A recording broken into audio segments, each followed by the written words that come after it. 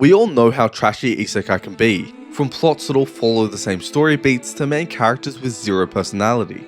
But what happens when you put all of the trashiest isekai tropes into one glorious anime that tries to be as edgy and cringy as possible?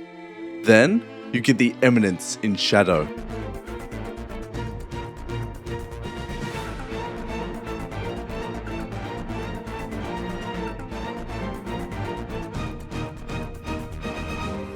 The Eminence in Shadow is about this guy Sid, who is obsessed with becoming an overpowered badass, while looking like a complete background character, and he will do anything to achieve this, from tanking his grades to humiliating himself, all to become perfectly average to blend in, and he never stops training to reach his goal. But there is a problem. There is a limit to how strong a human being can get. Sure, he can beat up a bunch of thugs, but what can he do against a gun, a tank, or even a nuke? So what he needs is magic.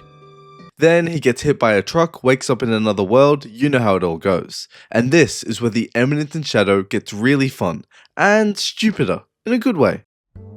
If you haven't worked it out by now, Sid is absolutely insane. He is the embodiment of an edgy teen in an anime that fully embraces cringe and isekai tropes. So Sid gets to do whatever the fuck he wants, and his role playing is what pushes the story forward.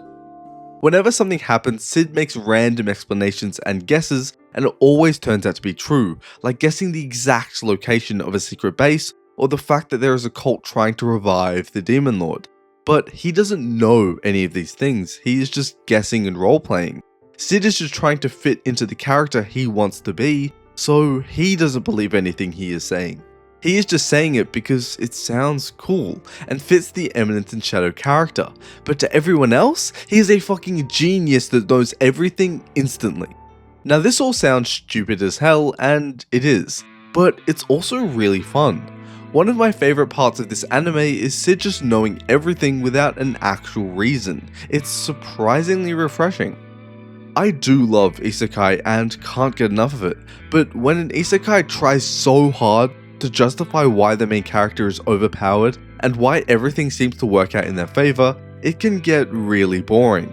The Eminence in Shadow, however, doesn't have to justify anything, so they made everything as entertaining as possible. Now, I'm not usually a fan of comedy in anime, but the sheer ridiculousness of the Eminence in Shadow actually made me laugh, especially when Sid does everything in his power to make himself look like a background character. From creating a technique to lose a match in the most pathetic way, to willingly being tortured just so he can seem like an absolute weakling. However, as this anime fully embraces cringe and is the main tool it uses for comedic effect, every now and again Sid does something that crosses the line of being more cringe than funny, like this god-awful confession scene, and makes it tough to watch at times. Studio Nexus did a great job with the animation. There is some amazing attention to detail, there are beautiful landscape shots, and the fights go so fucking hard, with cool moves, fighting styles, and straight up aura farming.